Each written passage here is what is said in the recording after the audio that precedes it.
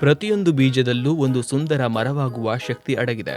ಆದರೆ ಆ ಬೀಜ ಹೆಮ್ಮರವಾಗಿ ಬೆಳೆಯಲು ಪೂರಕವಾದ ಭೂಮಿ ಮತ್ತು ಪರಿಸರ ಅಗತ್ಯ. ಅದೇ ರೀತಿ ಮಕ್ಕಳ ಪ್ರತಿಭೆ ಅರಳುವಲ್ಲೂ ಹಿರಿಯರ ಪಾತ್ರ ದೊಡ್ಡದು.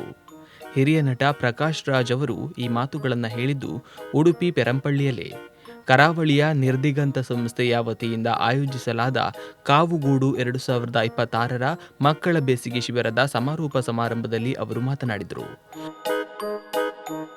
ಕರಾವಳಿಯ ನಿರ್ದಿಗಂತದ ಕಾವುಗೂಡು ನಮ್ಮ ಕರಾವಳಿಯ ನಿರ್ದಿಗಂತದ ಮೊದಲ ಬೇಸಿಗೆ ಶಿಬಿರ. ನಿರ್ದಿಗಂತ ಸಾಕಷ್ಟು ರಂಗಭೂಮಿಯಲ್ಲಿ ಕೆಲಸ ಮಾಡ್ತಾ ಇದೆ, ಆದರೆ ಮಕ್ಕಳ ರಂಗಭೂಮಿಯಲ್ಲಿ ತೊಡಗಿಸ್ಕೊಳ್ಬೇಕು ಅನ್ನೋದು ಬಹಳ ದೊಡ್ಡ ಆಶಯ ನಮ್ಮದು. ಯಾಕೆ ಮಕ್ಕಳ ರಂಗಭೂಮಿ ಮುಖ್ಯ ಅಂದರೆ ಮಕ್ಕಳನ್ನು ಬೆಳೆಸುವ ಪ್ರಕ್ರಿಯೆ ಬೇಕು ಅಂತ. ಯಾಕಂದರೆ ಪ್ರತಿಯೊಂದು ಬೀಜದಲ್ಲೂ ಮರವಾಗೋ ಶಕ್ತಿ ಇರುತ್ತೆ. ನಾವು ಮರಗಳ ಬಗ್ಗೆ ಯೋಚನೆ ಮಾಡ್ತೀವಿ, ಆದರೆ ಆ ಬೀಜಗಳು ಬೆಳೆಯೋ ಮಣ್ಣಿನ ಬಗ್ಗೆ ಯೋಚನೆ ಮಾಡಲ್ಲ, ಮಕ್ಕಳಿಗೆ ಬೇಕಾದ ಪರಿಸರ ಕೊಡಲ್ಲ. ಸೊ ನಿರ್ದಿಗಂತ ಸುಮಾರು 2-3 ವರ್ಷಗಳಿಂದ ಮಕ್ಕಳ ರಂಗಭೂಮಿ ಮತ್ತು ಶಿಕ್ಷಣ ಎಷ್ಟು ಮುಖ್ಯ ಅನ್ನೋದರ ಬಗ್ಗೆ ಸಾಕಷ್ಟು ರಿಸರ್ಚನ್ನು, ಸಾಕಷ್ಟು ತಜ್ಞರನ್ನು ಕರೆಸಿ ಮಾತಾಡಿದ್ದೇವೆ. ಇಡೀ ಕರ್ನಾಟಕದ 107 ವಸತಿ ಶಾಲೆಗಳಿಗೆ ಹೋಗಿದ್ದೇವೆ. 5 ಜಿಲ್ಲೆಗಳಲ್ಲಿ 5 ನಿರ್ದೇಶಕರನ್ನು ಕೊಟ್ಟು ಇಡೀ ವರ್ಷ ಮಕ್ಕಳಿಗೆ ರಂಗಭೂಮಿ ಇದ್ದರೆ ಅವರ ಕಲಿಕೆಯಲ್ಲಿ ಎಷ್ಟು ಬದಲಾವಣೆ ಆಗಿದೆ ಅದನ್ನು ನೋಡಿದ್ದೇವೆ.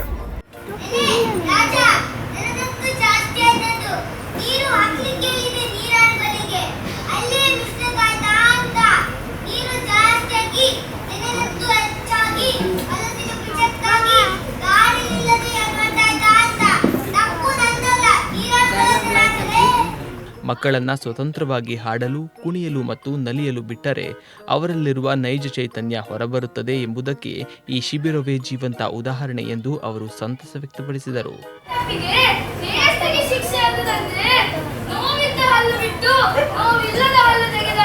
ಸೊ ಇಲ್ಲಿ ಕರಾವಳಿಯಲ್ಲಿ ಮಾಡುವಾಗ ನಿರ್ದಿಗಂತ ಅನ್ನೋದು ಎಲ್ಲೆಲ್ಲೋ ಹೋಗಿ ನಾಟಕ ಮಾಡೋದಷ್ಟಲ್ಲ, ನಮ್ಮ ಸುತ್ತಮುತ್ತಲಿನ ಹಳ್ಳಿಯ ಮಕ್ಕಳಿಗೆ ನಾವೇನು ಮಾಡಬೇಕು ಅಂತ. ಸೊ ಇಲ್ಲಿ ಬೆಳ್ಳಂಪಲ್ಲಿ ಇರುವೆ. ಸೊ ಈ ಒಂದು ನೀವು ಶಿಬಿರ ಮಾಡ್ತಿದ್ದೀವಿ ಅಂತ ಇಲ್ಲಿ ಹಳ್ಳಿಯ ಜನರ ಹತ್ರ ಹೋದಾಗ ಮೊದಲು ಅನುಮಾನದಿಂದ ನೋಡಿದ್ರು. ಆಮೇಲೆ ಇಷ್ಟು ಜನ ಬರ್ತಾರೆ ಅಂದರೆ ಒಂದು 60-70 ಮಕ್ಕಳು ಬರಲಿಕ್ಕೆ ಶುರು ಮಾಡಿದ್ರು. ಇನ್ಫ್ಯಾಕ್ಟ್ ನಾವು ಒಂದು 55 ಮಕ್ಕಳಿದ್ರೆ ಸಾಕು ಅನ್ಕೊಂಡ್ವಿ, ಬಟ್ ಅದಕ್ಕಿಂತ ಹೆಚ್ಚು ಮಕ್ಕಳು, ಪೋಷಕರು. ಆ ಮಕ್ಕಳು ಒಂದು 15 ದಿನಗಳ ಕಾಲ ಇಲ್ಲಿ ಬಂದು ಹಾಡನ್ನು ಕಲಿತಾ, ನಾಟಕವನ್ನು ಕಲಿತಾ, ಸಾಕಷ್ಟು ವಿಷಯಗಳನ್ನ ಕಲಿತಾ, ಅವರ ಅದಮ್ಯ ಉತ್ಸಾಹವನ್ನು ನೋಡ್ತಾ ಪೇರೆಂಟ್ಸ್ಗಳು ಇನ್ವಾಲ್ವ್ ಆಗ್ತಾ ಹೋದರು. ಒಂದು ಕಮ್ಯುನಿಟಿ, ಒಂದು ಹಳ್ಳಿ ಎಲ್ಲ ಒಂದಾಗ್ತಾ ಇದೆ. ಇದು ಕರಾವಳಿ ನಿರ್ದಿಗಂತ ನಿರಂತರವಾಗಿ ಇನ್ನೊಂದು ಹಲವು ವರ್ಷಗಳ ತನಕ ಮಕ್ಕಳ ರಂಗಭೂಮಿಯಲ್ಲಿ ತೊಡಗಿಸಿಕೊಳ್ಳುವ ಒಂದು ಪ್ರಕ್ರಿಯೆ.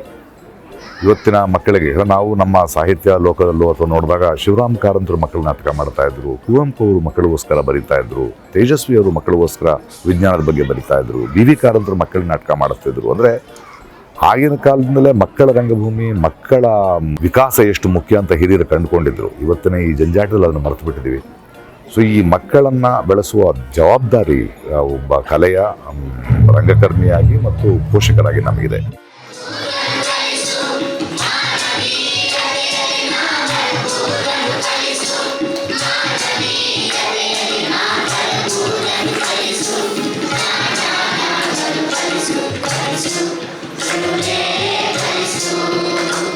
ಸಮಾರೋಪದ ಈ ಸಂಜೆ ಮಕ್ಕಳ ಮನಮೋಹಕ ನಾಟಕ ಪ್ರದರ್ಶನಗಳಿಗೆ ಸಾಕ್ಷಿಯಾಯಿತು. ಗುಬ್ಬಚ್ಚಿಗೂಡು ತಂಡದಿಂದ ಮಿನುಗಿದವು ನಸರುದ್ದೀನ್ ಕಥೆಗಳು.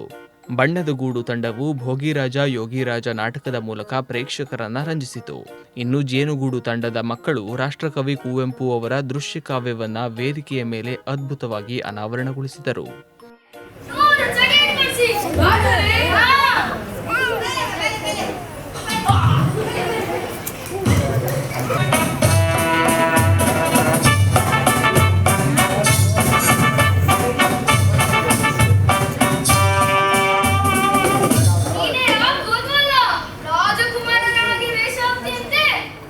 ಒಟ್ಟಾರೆಯಾಗಿ ಕಲೆಯ ಲೋಕದಲ್ಲಿ ಮಕ್ಕಳು ಕಳೆದ ಈ ದಿನಗಳು ಅವರ ಜೀವನದ ಮಧುರ ನೆನಪುಗಳಾಗಿ ಉಳಿಯುವಲ್ಲಿ ಸಂಶಯವಿಲ್ಲ.